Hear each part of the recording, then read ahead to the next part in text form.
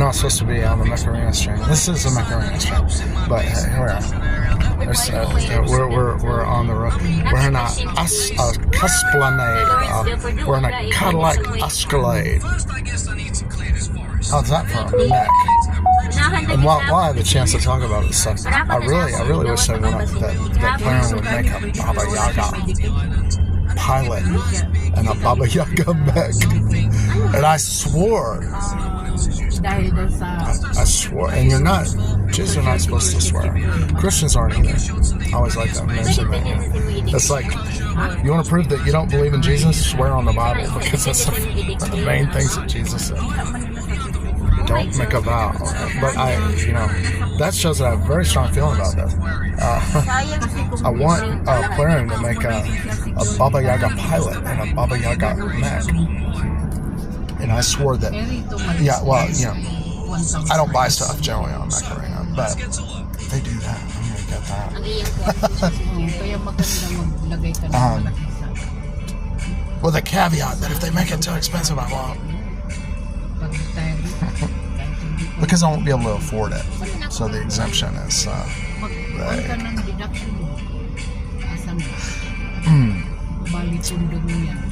But any of that, I just wanted to give a shout out to Walking Dead and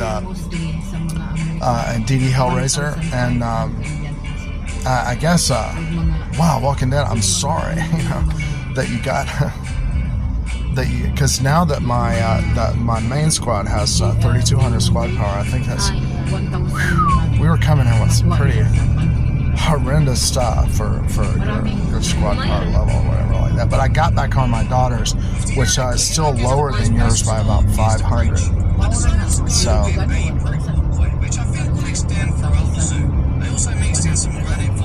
if it's not funny, look at my teeth, my brown teeth. My teeth are brown because I drink lots of coffee, and I don't get the whitening done because I'm not vain enough. Anyway, I wanted to wait a minute. Can I cancel the invitation to somebody? If I invited someone with 6,000 squad power. What? I better not do that. But anyway, and I want to pick up the conversation again. DD Hellraiser, I don't know if you're seeing my stream. I can't see like. I wonder if my thing has gone sideways. Oh, here's an orientation button. Alright. Add first, switch between scenes, add first scene. Okay, so I don't want to do that. So I'm going to find out that one. This experimentalization is masticism. I want to see this stuff work like I want it to work. I want to see if the video is sideways, because I don't want to be sideways. I don't want to be up and down. I'm not narcissistic enough. So I want to have that full, and girls want to show their whole torso. So, look at me. On TikTok and stuff. Man, y'all girls, y'all, for a minute, y'all got a bit of an edge, but now it's getting saturated because all the girls are on that TikTok and stuff. With that jelly, jellifying, jiggling and wiggling and stuff.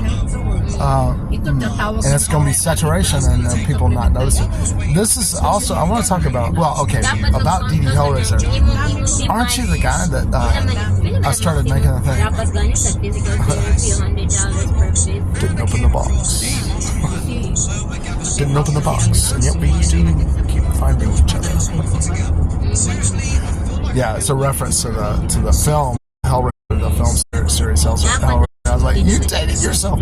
This is a joke, like kind of a running gag that I do, where I go, oh, game over, punk. I'm like, oh, that's somebody from the Clint Eastwood Sudden Impact era, because I studied film in film school, and I had to watch all kinds of crap movies and stuff and study because they were blockbusters. Oh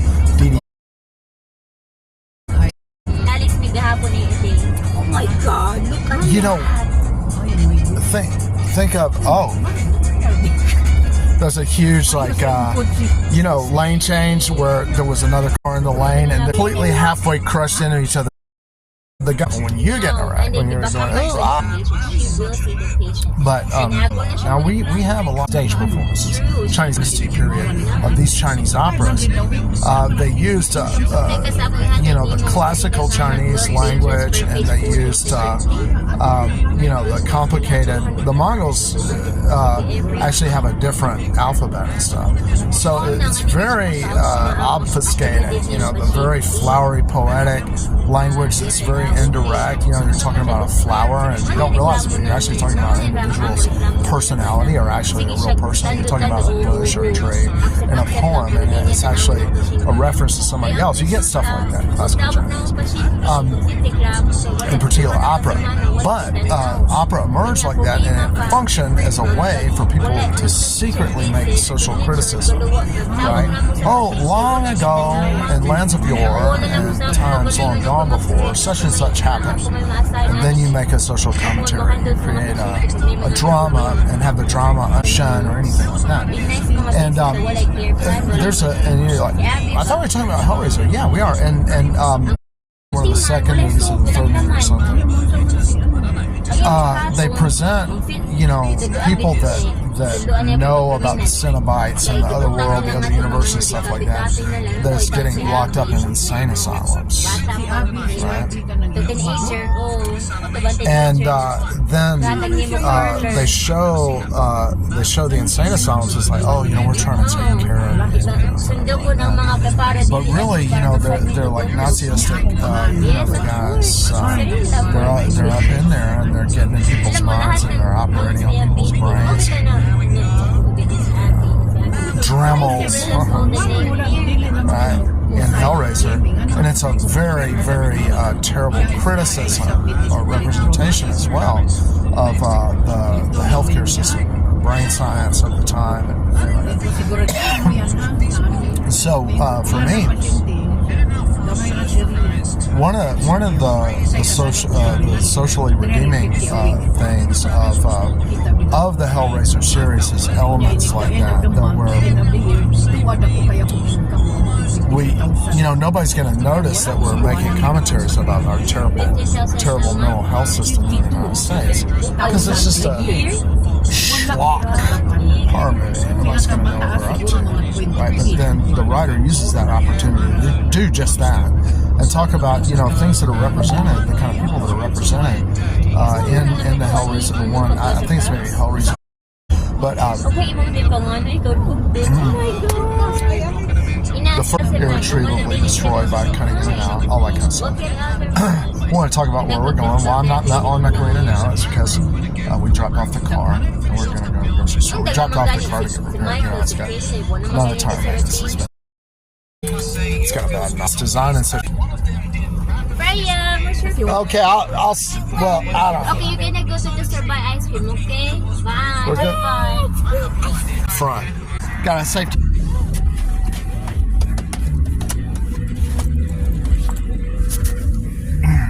Personal safety of me. She's like, alright, I don't care about that. If there was a wreck, she wanted me to be near the baby and I had no safety belt on, I'd probably be through the front windshield, for God's sake. But she's just not thinking. You want to go to whatever. someday one first? Well, it doesn't matter. I mean, do you like to go to this Walmart up here? Isn't there a Walmart? I don't know if you. I don't like to go to this Walmart up here because you got to go across 6 lanes of traffic to get to it. And traffic. Well, there's no traffic now, so this might be a good time to go there.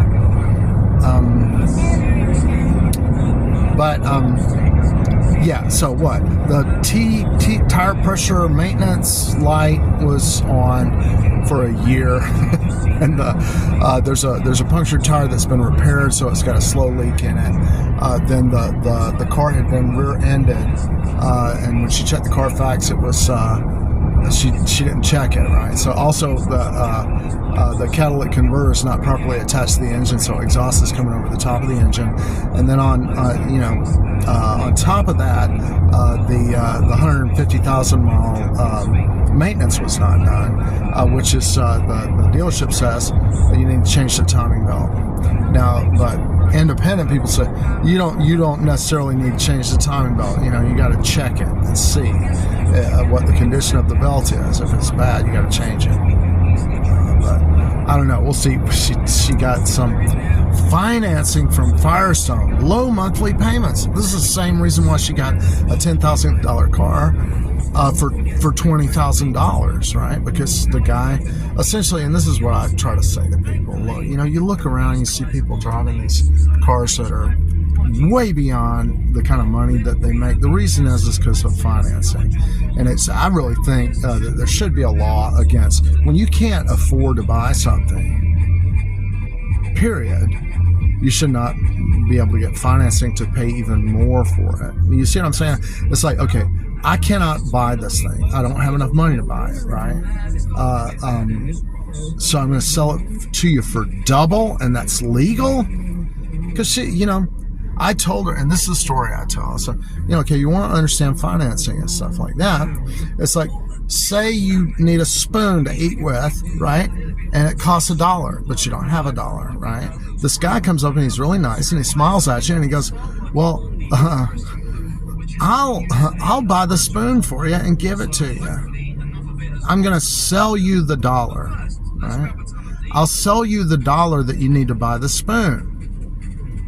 And as long as you eventually pay me back $2 with low monthly payments, I'm happy to do it. Of course he's happy. You're paying double the price of whatever is being sold, right? He does that all day long. And that's why he's rich, right? That's why I think, this kind of thing is very unproductive economically. It doesn't add, it's really just like a parasitic role in the economy where people amass large amounts of wealth by sucking other people's blood out like a vampire, right? That's what the financing is. But when I told her the story, I said, well, then if you can't make the low monthly payments on the spoon, the guy will come and take his spoon back, right? And then he'll sell it with financing to somebody else. Do it over and over again, right? And I think it's, in Christianity, it's like that it's supposed to be illegal. Usury, it was called. So, that's why. It's like this country is not following Christianity or something like that. And I always go back to this. You got every time there's anything legal goes on in this country, according to Christianity, it's illegal, right? Because you swear on the Bible. Do you solemnly swear to tell the truth, the whole truth, nothing but the truth, so help you God? Okay, so you just rejected Shabbat, right? Nothing belongs to you. Everything belongs to God, right? But in any event,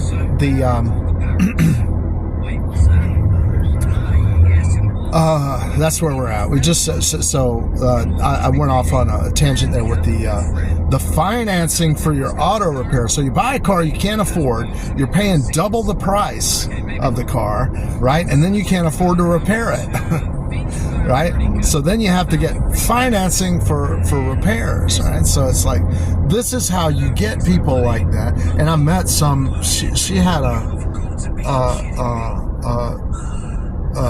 friend at one point, a Filipino that was in a house and a fancy looking this and a fancy looking that and everything.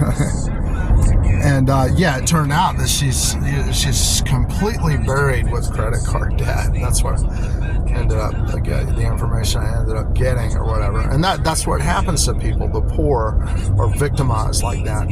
And the stuff this cool looking stuff that they have is all made out of industrial waste and garbage. So all the you get a fancy house and fancy looking stuff and your fancy looking desk is made out of sawdust waste and some petroleum byproduct chemical engineering waste glue that glues it together, right? And all your plastic cutlery and plastic ware and everything like that is also a byproduct of petroleum industry waste, all of which is part of destroying the planet and making it impossible for any future of human life. Right?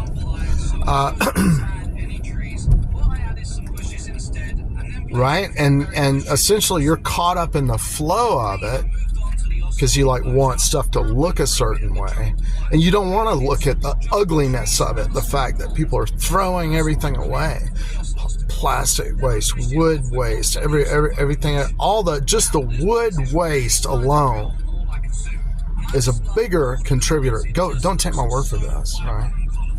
Because I might be, I could be wrong, right? The wood, decomposing wood, in terms of carbon going into the atmosphere and global warming, it outstrips fossil fuel emissions of CO2, carbon into the atmosphere. And well, it should be really obvious to that. One of the things I like about the state of Georgia, in fact, is that it's a big tree place. They preserve a lot of trees in the state, more than a lot of places which just clear cut everything. And we need to, I think Georgia could be a good state to crusade for restoring all the great forests of this country that were wiped out by the horrific genocide of the people that used to live more sustainably here before us, that their land was stolen from them. They're coming back now. You can try to exterminate people, but after a while they begin to come back. And the Native American populations are gradually growing back. It's very rare for us to see any Native Americans here, but sometimes you do.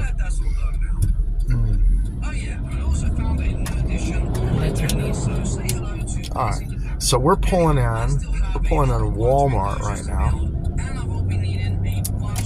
and I don't know, I'm debating whether I should end the stream or not. I think I've talked all I'm going to talk about Mech Arena, and since this is I just want to give a shout out Walking Dead. Apologize for bringing you in matches with a 3200 squad power when you're still like 2800. Kind of got some fiendish, because I think some people higher than me were in there. So, this morning, and I wanted to revisit the whole thing of Mech Arena names can tag people about their age, that you're a little bit older, because so yeah, he's like, yeah, I got, and anybody that was on the stream saw, he said, yeah, I got 2 teenagers. Right, so you got 2 teenagers in the house and a little kid in the house. That means that you were in the horror movie watching stage when the Hellraiser series was out, and that's why you got your name, the Hellraiser. So which I pointed out, and I thought I was kind of proud of noticing that. And I think even the people, the Israeli people or Eastern European people that actually were the ones that named the bots, they probably know that stuff too, because it's clear that they were thoughtful about naming the bots, and they came up with some really funny and interesting names, even what I would characterize as Jewish ironic humor names. All right, so anyway, yeah, I'm gonna have too much. I was thinking by a cat toy for my little cat. You want a cat toy? Yeah. Okay. So we gotta get a cat toy for the little cat. Are you gonna stay out here? I'm really planning just to get about 2 things. I gotta get eggs here and some bins and a cat toy, and that's all. Okay.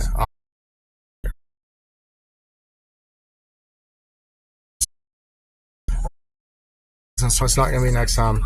Goodbye.